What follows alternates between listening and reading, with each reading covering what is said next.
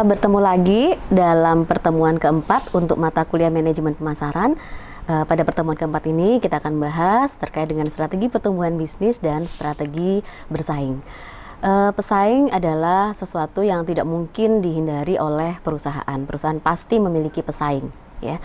Jadi persaingan akan terjadi ketika perusahaan memenuhi kebutuhan pelanggan yang sama. Beberapa perusahaan, ya. Jadi terdapat beberapa perusahaan yang memenuhi kebutuhan pelanggan yang sama.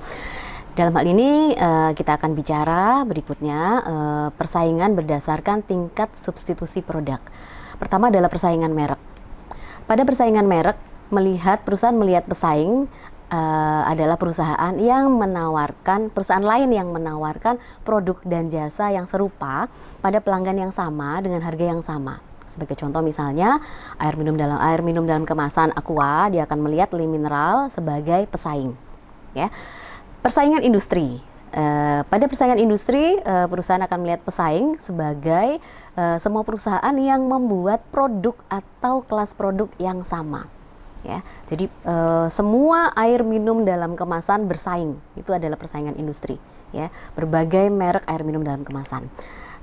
Selanjutnya adalah persaingan bentuk. Ya, persaingan bentuk di sini pesaing dilihat adalah semua perusahaan yang memproduksi produk yang memberikan jasa yang sama. Kalau kita tadi membahas tentang air minum dalam kemasan yang memberikan rasa segar, gitu ya, banyak sekali minuman yang bisa digunakan untuk memberikan rasa segar.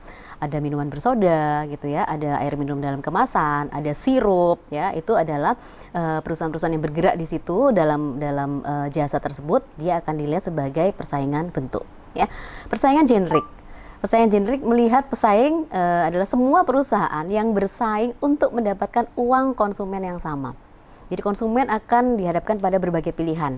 Apakah dia akan membeli minum, ya? Apakah dia membeli cemilan, makan, gitu ya? Ataukah dia ingin membeli fashion, ya, pakaian, gitu ya?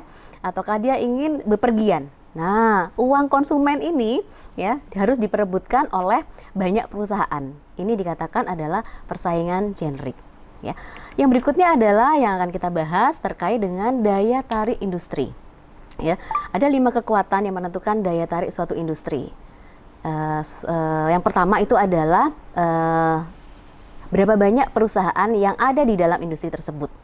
Ya, jadi semakin banyak perusahaan yang bermain dalam satu industri, memang memberikan daya tarik yang cukup kuat, gitu ya. Ada apa ini? Ya, banyak yang bermain di situ.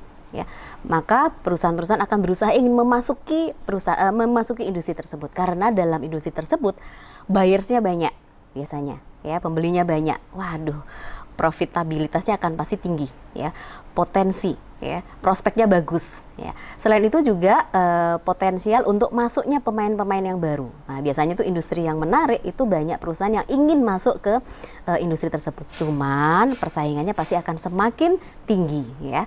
Itu juga harus diperhatikan oleh perusahaan. Supplier atau kekuatan supply, ya.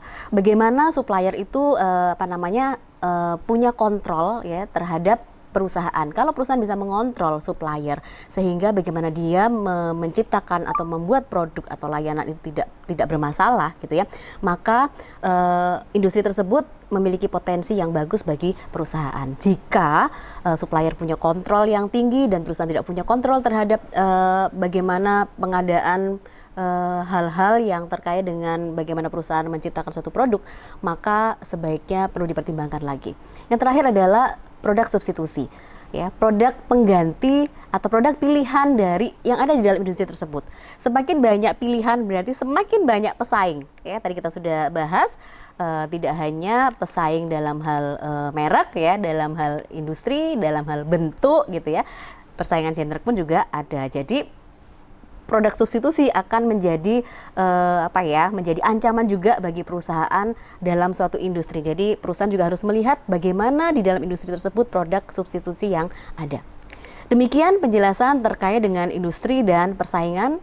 Sampai ketemu lagi dalam bahasan yang selanjutnya. Terima kasih.